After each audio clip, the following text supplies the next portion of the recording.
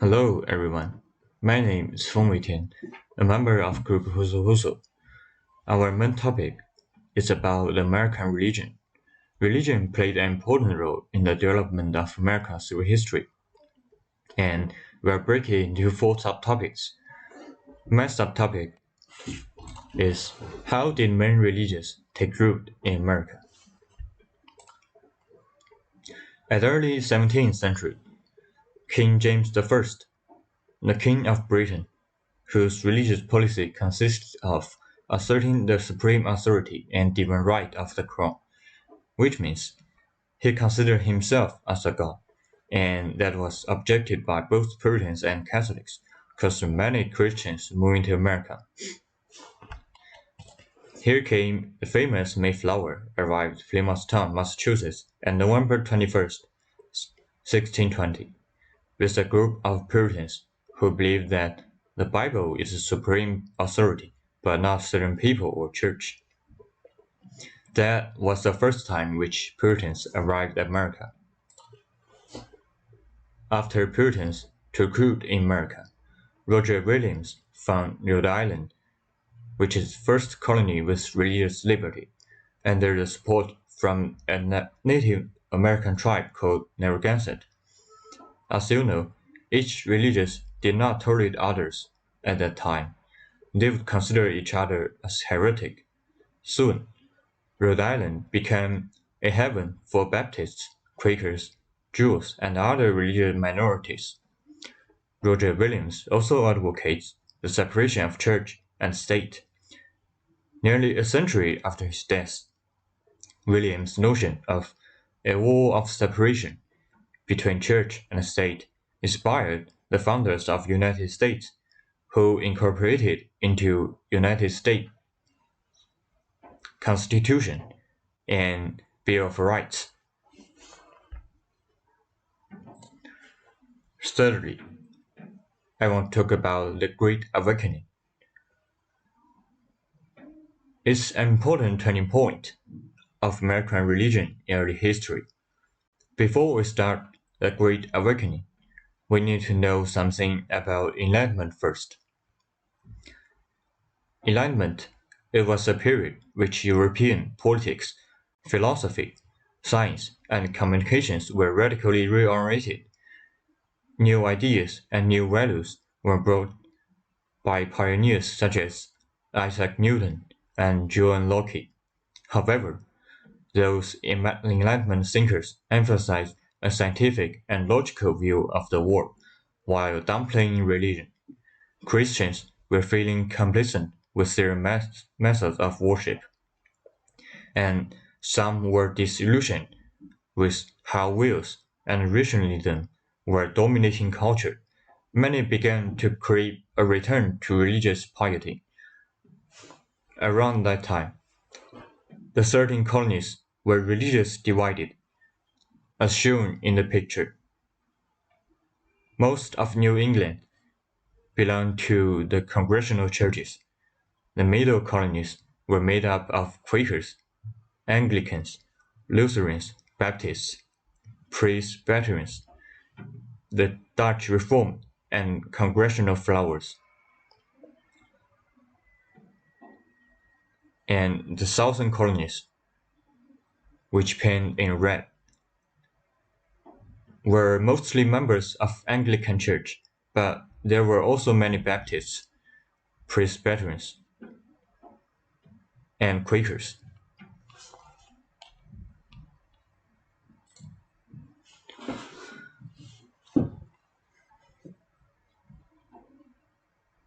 After the discussion of history of North America, we have to consider religions in South America. John Smith founded Jamestown, Virginia, in 1607. However, John Smith himself was not a serious Christian at all. The most colonists in Virginia were just normal farmers or merchants who wanted to find new opportunities in America. Therefore, we can say that the religions played a minor role in South America at that time, and the big difference in religions caused different views towards slavery between South and North became a flashpoint of the Civil War.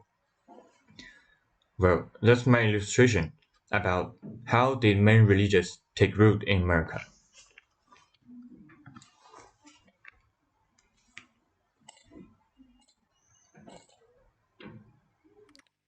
Hi, I'm Haichao, and today I'm going to talk about how these significant historical events affect the development of American religion. So the first important event is the development of Constitution. In the First Amendment, it states that uh, basically American people try to equalize all the people beliefs. They believe morality are intimately connected with the well-being of the state. So since the birth of the Constitution in 1787, the presidential election in the United States has always been a very important part of American political life. It has a great influence on the internal affairs and foreign affairs of the United States.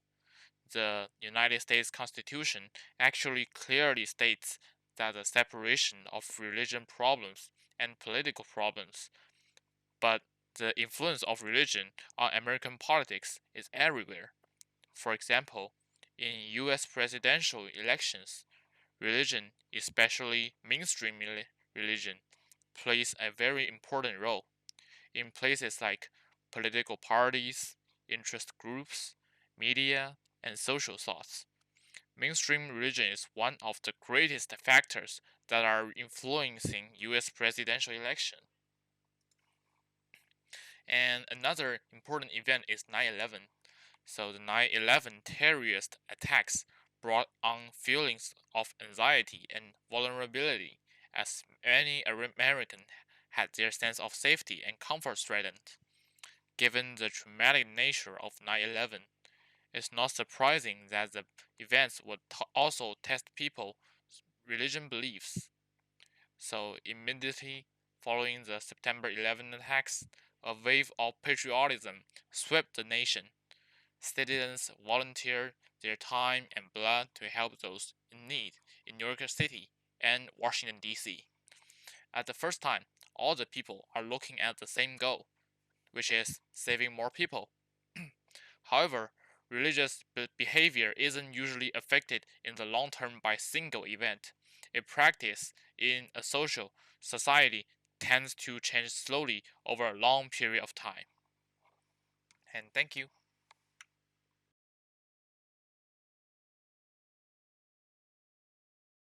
With the passage of time, American religion has a relatively complete formation from the history to the present.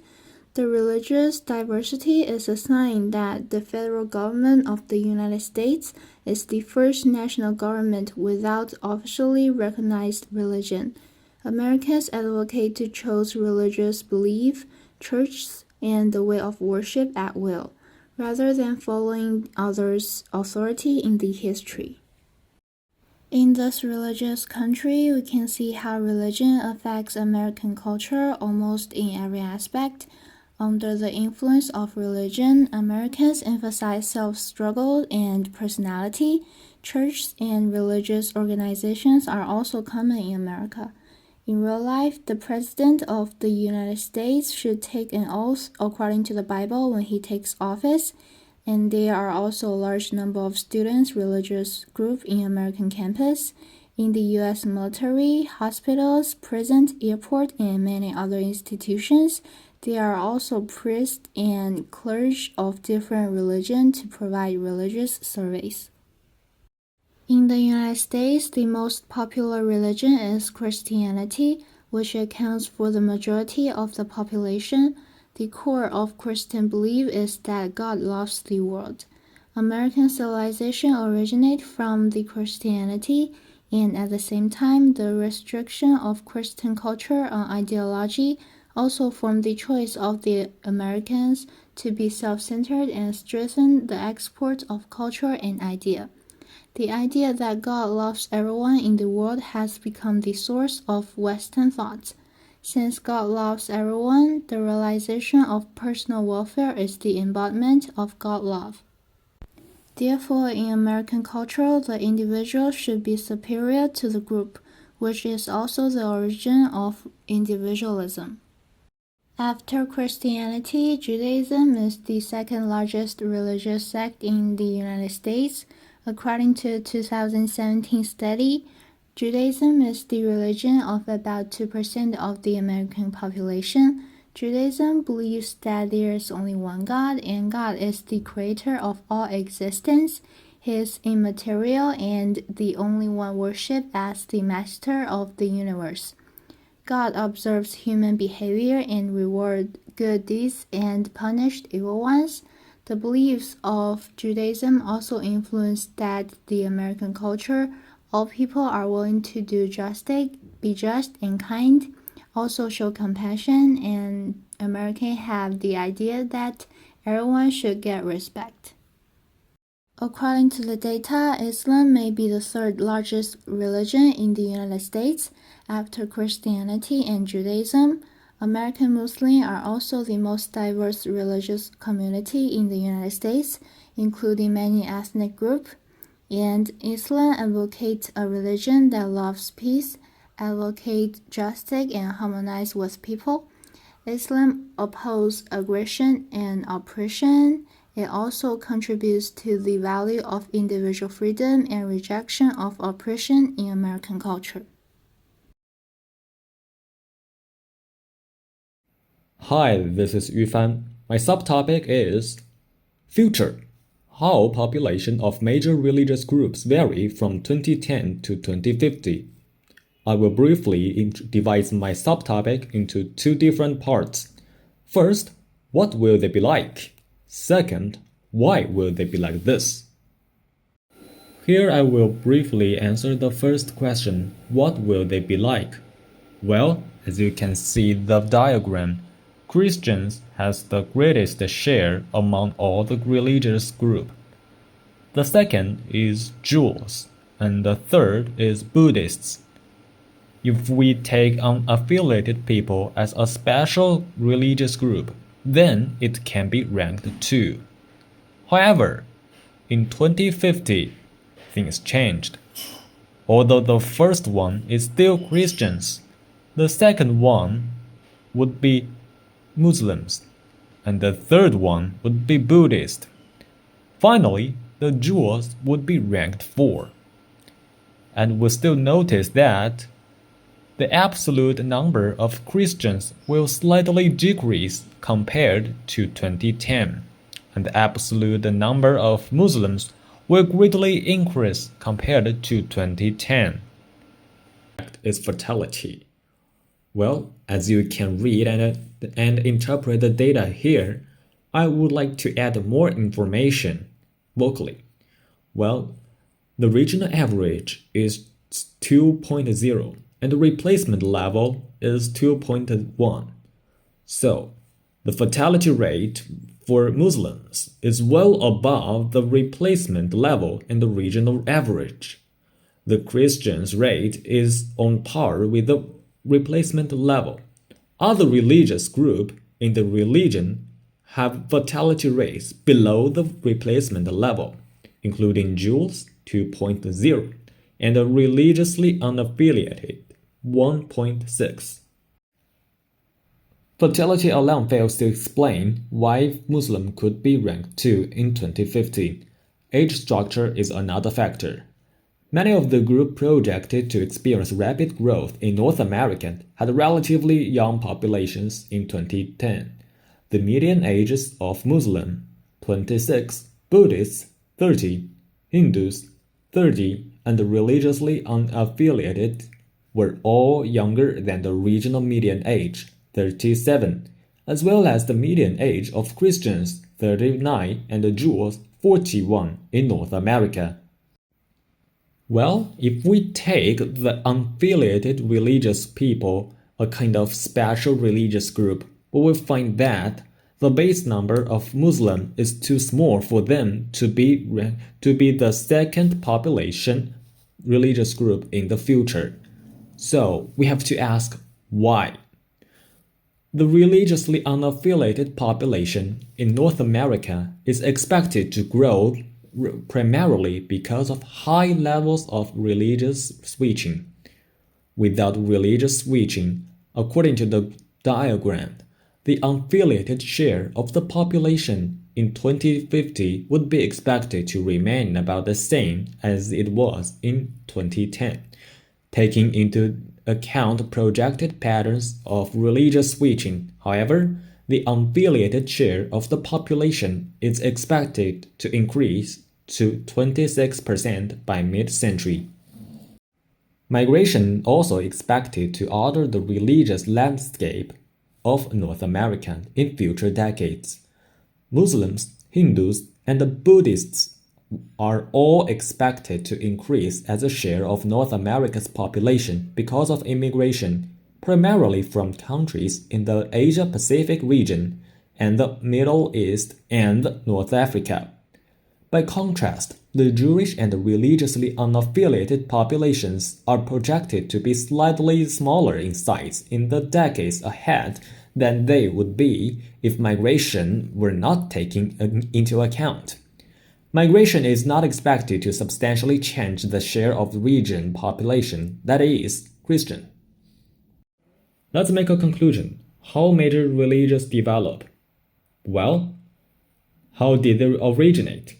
King James I has expelled his descendants to set up his own superiority, and Roger Williams advocated the separation of church and state. Religion at the north awoke, while religion at the south played a minor role in Southern America. How did they develop? Constitution, First Amendment, confirmed Congress shall make no law respecting an establishment of religion. 911 brought on feelings of anxiety and vulnerability. American people, since then, has confirmed their own religion. Today, the religions in America are really diverse, which nurtures the idea of individualism. Christianity, Judaism, and Islam are most popular religions. However, in 2050, the Pew Research Center predicted that Christianity, Islam, and Judaism would be the most popular religions. Fertility, age structure, religious switching, and migration would influence the tendency.